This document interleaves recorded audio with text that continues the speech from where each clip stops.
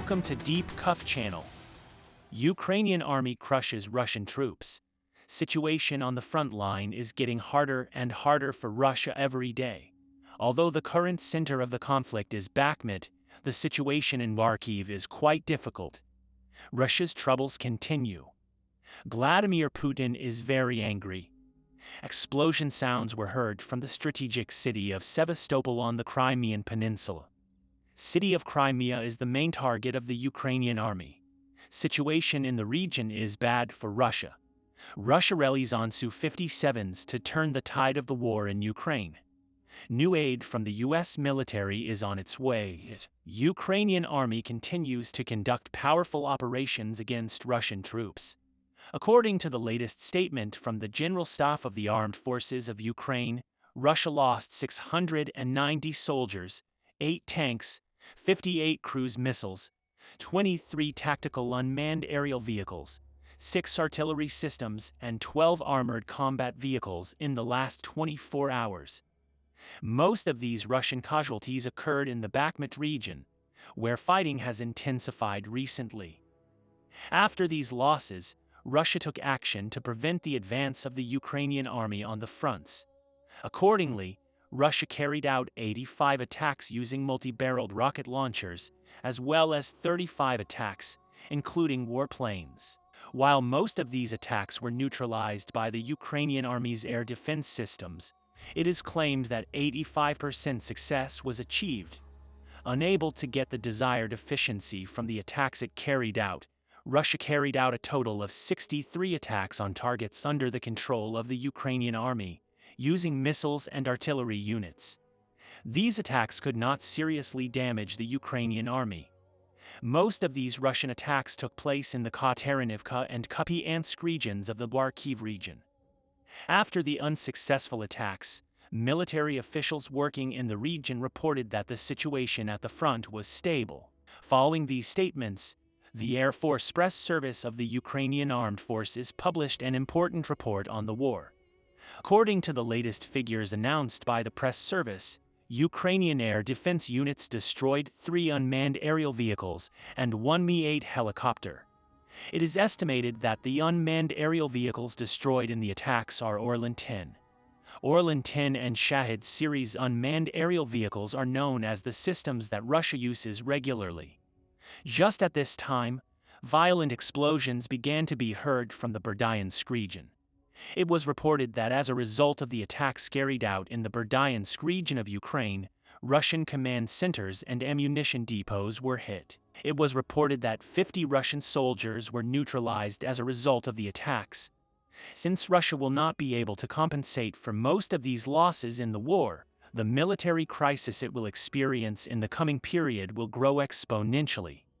To solve this problem, the Russian Defense Ministry issued a partial mobilization decision on the orders of Vladimir Putin in the past months. As a result of this decision, it is estimated that Russia recruited a total of 300,000 new soldiers to the Russian army. However, although these soldiers cannot help changing the situation at the front, Russia claims the opposite. War Studies Institute, an independent research company, says that if Russia fails to solve these problems, the course of the war will become very difficult. Ukrainian army is planning very useful strategies to turn these troubles of Russia in its favor.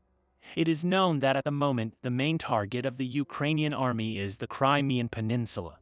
Many Ukrainian officials, including Ukrainian President Volodymyr Zelensky, say the military's main target is the Crimean Peninsula. In this context, explosion sounds started to come from Sevastopol, the strategic region of the Crimean Peninsula. This situation emerged with the activation of Russian air defense systems in the region, according to the first detections. According to preliminary data and Russian sources, the main cause of explosions in the region are Ukrainian drones. According to Russian sources, Ukrainian unmanned aerial vehicles that attempted to attack the region were successfully neutralized by Russian air defense systems.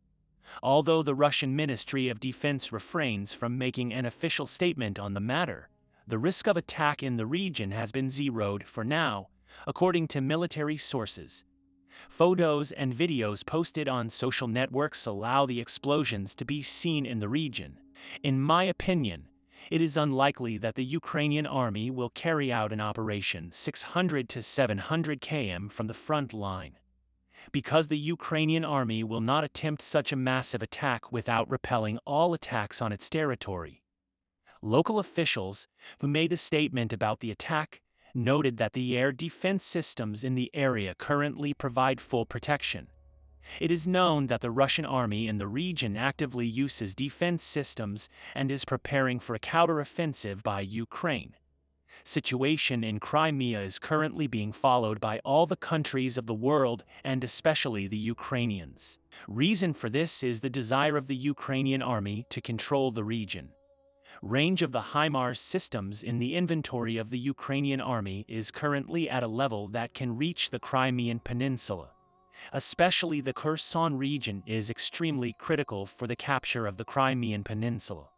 Because these systems, which are in the inventory of the Ukrainian army, will definitely be used in an active attack on the Crimean Peninsula.